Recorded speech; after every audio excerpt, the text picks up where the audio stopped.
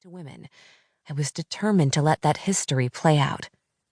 Now, having passed the intense physical screenings, the country's eyes were on me, or rather the gender I stood for, as my name hadn't been released to the press. And I'd been determined not to let them down. Determined not to let my Uncle Joe down, not to let... But I wouldn't think of Ethan now. Or of Emma, or the tea chest and the newspaper article Ethan had sent me a few days earlier. They would only serve to ruin my concentration, to ruin everything I'd worked so hard for, to ruin who I knew myself to be. The wearing down that I had prepared myself for had begun 3 days earlier. With each derogative comment from one of the men, with each bloodied wound and aching muscle piled upon my sleep-deprived brain an inch away from hypothermia, with each wave pounding us in IBS training and rock portage, I felt it. And today, for the first time, I imagined walking up to the bell outside the main office, as 32 of my classmates had already done, of releasing the melancholy sound from that old symbol of freedom and laying down my lonely green helmet alongside the rest, of being done, quitting, maybe even going back home. My wet pants rubbed sand and sea salt into the open wounds on the insides of my thighs as I did squats with my team. My arm muscles burned as I tried to hold my own in balancing the log above my head, the up-down directions of our instructor hazy in my mind.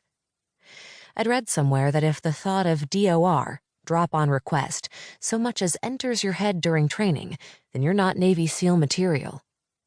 With that thought, I forced my gaze off the bell, looked instead to the back of my friend Carpenter's head, his own arms shaking with effort. The lieutenant paced beside us, stopped alongside me as we stood from our squat. "Ensign Ashworth, that bell's looking pretty good, isn't it? A warm bed, maybe a donut and some coffee. Oh, that's right. Tea for you, isn't it, Ashworth? A cup of tea's looking mighty fine right about now, isn't it?" Seriously, this guy didn't miss a thing. Not my bell fantasizing or my tea sneaking in the chow hall. I forced my arms stronger, wished I'd left the tea at home. I'd given up more to prove I was one of the guys. It was just tea after all. "No, Chief." "Then why are you embarrassing your team, me, and my instructor staff with your sandbagging attitude? Your weakness can jeopardize your entire team.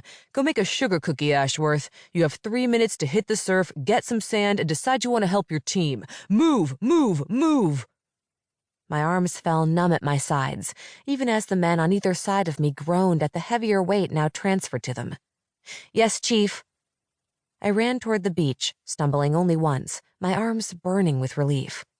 Sand crusted every inch of my skin, from my chafing toes to the backs of my gritty eyelids.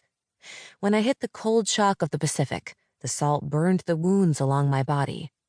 I ignored it. That's what I needed to do.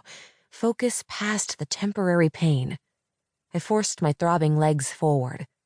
My commander was right. These men, they were my family now. I needed to be strong for their sake. I couldn't let them down. As soon as I'd sunk every inch of my depleted body in the water, I trudged to shore, my now sopping uniform clinging to my skin, and rolled thoroughly along the beach until I was coated with sand. I ran back to where my team held their log. Before I took my position, Lieutenant O'Donnell got in my face. "There ain't no room on this team for sandbagging. You hear me, Ensign Ashworth? This is a school for warriors, understand?" His warm breath met my face with each shouted word. "I don't care where you come from. I don't care where any of you come from. What I do care about is your commitment, your attitude. If you don't have it, then get out right now." "Yes, Chief." "And that goes for each one of you. Decide where you stand now, before Hell Week. Are you on the quitting team, or will you give everything you have for this team and your country?" He left my side and I got back under the log with my team, held my own, and kept my gaze far from that bell. I bit into my ham sandwich with all the etiquette of a lion, chewed fast so I had enough time to eat the rest of my meal. I swigged down an ibuprofen with my water. During the first few days at the training center, some of the guys had introduced themselves, were civil, encouraging even. Others gave catcalls or the occasional crude sexual remark.